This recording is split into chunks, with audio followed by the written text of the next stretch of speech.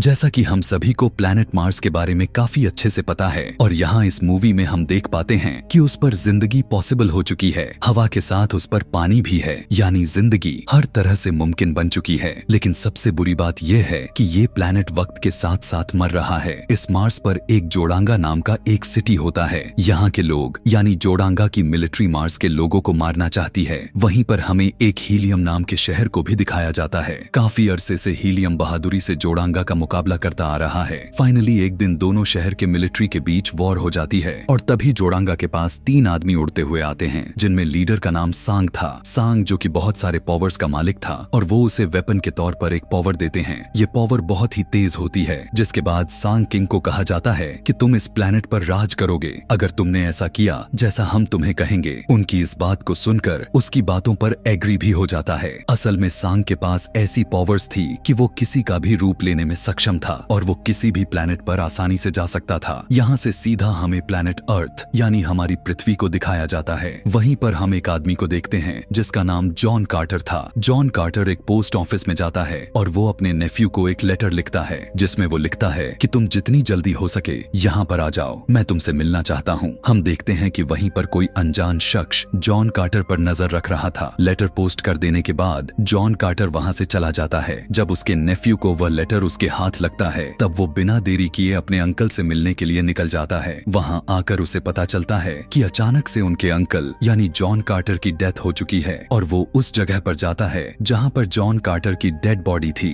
और वो एक रूम था जिसे सिर्फ अंदर से ही खोला जा सकता था। यहाँ पर जॉन कार्टर का आदमी उसे बताता है कि हमने उसकी डेड बॉडी को दफन नहीं किया है, क्योंकि जॉन कार्टर की लास्ट विश थी कि उसे दफनाया न जाए बल्कि सिर्फ खुले कॉफिन में बॉडी को रखकर छोड़ दिया जाए। जिसके बाद वो आदमी जॉन कार्टर के नेफ्यू को एक डायरी देता है जो कि जॉन कार्टर की ही थी। वो आदमी बताता है कि इस डायरी को सिर्फ मेरा भतीजा ही पढ़ेगा, इससे शायद तुम्हारे सारी की सारी कंफ्यूजन दूर हो जाए और तुम्हें तुम्हारे सवालों का जवाब भी मिल जाए। उस डायरी में जॉन कार्टर ने लिखा हुआ था कि तुम उन सारी कहानियों पर बिलीव करते थे जो तुम्हें मैं बचपन में सुनाया करता था, लेकिन अब तुम बड़े हो चुके हो, इसीलिए तुम मेरी इस कहानी पर भी बिलीव करो जो अब मैं तुम्हें सुनाने जा रहा हूँ। और वो उस डायरी को पढ़ना स्टार्ट कर देता है जिसमें लिखा गया था कि आज से लगभग 13 साल पहले मैं एक सोने से बना हुआ केव यानी गुफा को ढूंढ रहा था, लेकिन उसे कर्नल के लोग पकड़ लेते हैं और उसे प्रिजनर बना लेते हैं। दरअसल वो सभी जॉन कार्टर को अपने साथ शामिल करना चाहते थे, लेकिन तभी वहाँ पर दुश्मनों के लोग आ जाते हैं जो कर्नल के सोल्जर्स पर अटैक कर देते हैं। लेकिन जॉन कार्टर के साथ कर्नल वहाँ से भाग जाते हैं और वो जाकर एक केव में छुप जाते हैं और ये वही गुफा होती है जिसे जॉन कार्टर को तलाश थी, यानी सोने की केव। और वो पूरी की पूरी केव सोने से भरा हुआ था कि तभी कहीं से वहाँ पर एक आदमी आ जाता है। वो अचानक से जॉन कार्टर पर अटैक कर देता है और उसे मारने की कोशिश करने लगता है, लेकिन जॉन कार्टर उसे ही जान से मार डालता है। पता चलता है कि वो आदमी सांग का ही साथी था। जॉन कार्टर जब उस आदमी को मार डालता है तब वो अपने गले से एक डिवाइस निकालकर एक्टिवेट कर देता है जिसमें ब्लू कलर की लाइट जलने लग जाती है और वो बहुत ही धीरे से बारसूम बोलता है। मर जाने के बाद जॉन कार्टर उससे वो डिवाइस को ले लेता है और जॉन कार्टर भी कहता है कि बारसूम बस ऐसा कहते ही जॉन कार्टर भी गायब हो जाता है और एक काफी बड़े डेजर्ट में आ जाता है। यहाँ पर जॉन कार्टर को कुछ भी पता नहीं चल पाता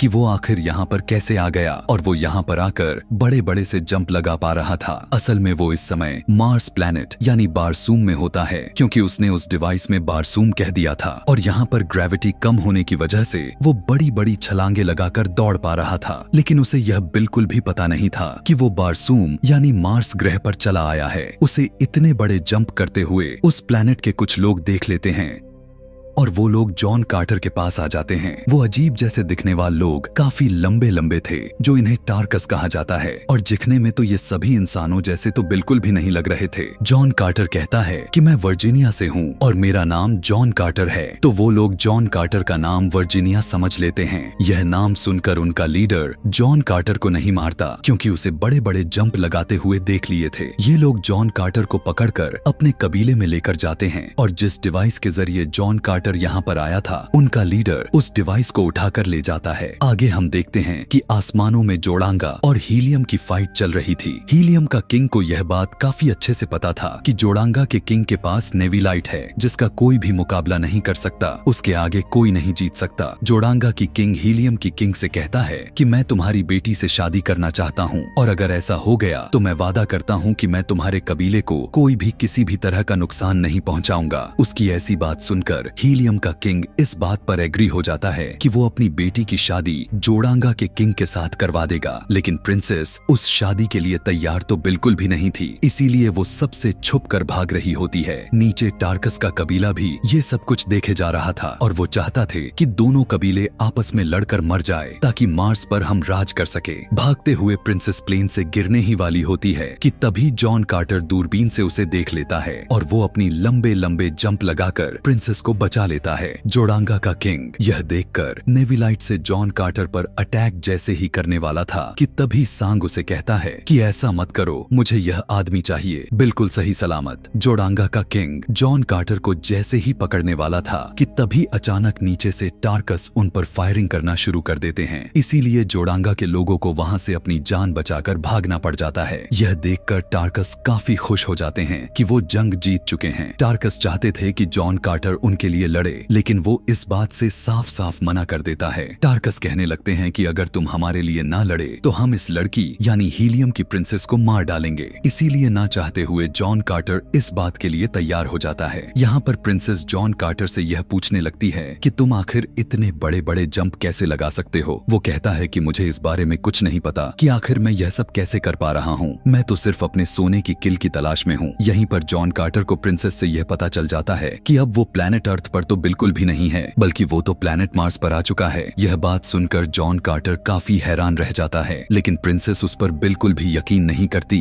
कि क्या वो सच में पृथ्वी से आया हुआ है। इसीलिए प्रिंसेस उससे पूछने लगती है कि इतनी दूर से प्लेनेट पर कैसे आ गए। तब जॉन कार्टर प्रिंसेस को वो डिवाइस दिखाता है जिसके थ्रू वो यहाँ पर आया हुआ था और वो डिवाइस अब टार्कस के लीडर के पास होती है। इसके बाद हम देखते हैं कि जॉन कार्टर प्रिंसेस के साथ एक टार्कस की लेडी तीनों मिलकर एक जगह पर जाते हैं। वहां जाकर उन्हें एक होली रिवर के बारे में पता चलता है और वो एक दीवार भी देखते हैं जिसके जरिए जॉन कार्टर अपने अर्थ पर जा सकता था। यहाँ से तीनों अपने मंजिल के लिए आगे की तरफ चले जाते हैं। रास्ते में जॉन कार्टर को यह बात पता चल जाती है कि वो लड़की कोई और नहीं बल्कि हीलियम की प्रिंसेस है जो भागकर यहाँ पर आ चुकी है, क्योंकि वो जोड़ांगा के किंग से शादी करना नहीं चाहती थी। यहाँ से ये सीधा अपने मंजिल तक पहुँच जाते हैं। वहाँ पर आते ही उनके साथ अजीबो गरीब तरह से उस जगह पर अजीबो गरीब चेंजिंग होना शुरू हो जाती है। वो जॉन कार्टर से उस डिवाइस को अजीबो गरीब वाले जमीन पर लगा देते हैं जिससे वहाँ की जमीन बदलना शुरू हो जाती है। यहाँ पर ये सभी देखते हैं कि ये तो एक प्लेनेट से दूसरे प्लेनेट तक जाने के लिए रास्ते हैं और कुछ वर्ड्स भी होते हैं और उन वर्ड्स को उसी डिवाइस के साथ ही बोलना होता है। जब ये लोग उस वर्ड्स को पढ़ रहे होते हैं कि तभी वहाँ पर सांग अपने कुछ सोल्जर्स के साथ आ जाता है।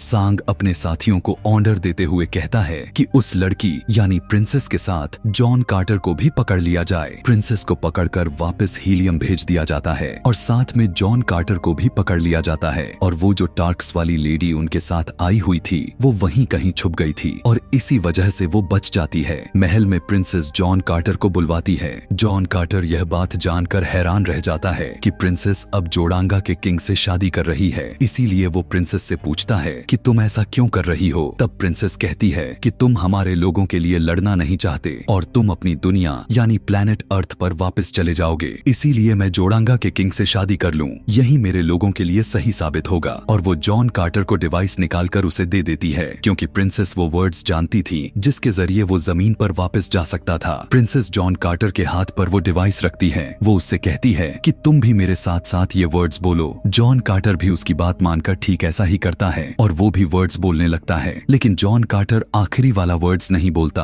बात यहाँ कुछ ऐसा फंसता है कि जॉन कार्टर वापस अर्थ पर नहीं जाना चाहता था क्योंकि अब वो दोनों एक दूसरे को लाइक करने लग गए थे कि तभी अचानक से डोर ओपन होता है और वहाँ पर जोड़ांगा का किंग यानी प्रिंसेस का होने वाला हस्बैंड आ जाता है। वो जॉन कार्टर को वहाँ पर देख पाता उससे पहले ही वो जंप लगाकर ऊपर चला गया होता है। सब लोगों के जाने के बाद वो नीचे आता है कि तभी उसकी मुलाकात वहाँ के एक लेडी से हो जाती है और यह लेडी कोई और नहीं बल्कि सांग ही था, जो औरत के रूप लेकर यहाँ पर आया हुआ था। सांग अपने नेविलाइट को यूज करके जॉन कार्टर को अपने कंट्रोल में ले लेता है और यही नहीं, वो उस नेविलाइट को उसके अंदर भी डाल देता है। और अब जॉन कार्टर यहाँ अपने मन से ना तो कुछ कर सकता था और ना ही वहाँ से भाग सकता था। सांग जॉन कार्टर से कहता है कि जब से तुम इस प्लेनेट पर आए हो तुम्हारी पावर्स बढ़ चुकी हैं। वो कहता है कि देखा जाए तो असल में मैं एग्जिस्ट ही नहीं करता, लेकिन इस राज को छुपाने के लिए हमें बहुत ही मेहनत करनी पड़ती है। सांग एक लेडी के रूप में जॉन कार्टर को वहाँ पर लेकर जाता है जहाँ प्रिंसेस और किंग शादी करने जा रहे थे और आज रात इनकी शादी होने वाली थी और उनके शादी के सारी रस्मों को तैयार कर रखे थे। सांग कहता है कि प्रिंसेस बहुत ही इंटेलिजेंट है क्योंकि नेवलाइट की जगह उसकी रियलिटी भी ढूंढ ली है। उसे पता चलता है कि आज की रात जब दो चांद आपस में मिल जाएंगे, जो पर्सन नेवलाइट की रियलिटी जानता है, असल में दो चांद को आपस में मिल जाने पर उनकी शादी की रस्म को पूरा किया जाने वाला था। जॉन कार्टर उससे पूछता है कि आखिर यह सब कुछ करने के पीछे तुम्हारा मकसद क्या है, तुम ऐसा क्यों कर रहे हो? वैसे तो तुम जाकर प्रिंसेस को तो मार सकते हो ना।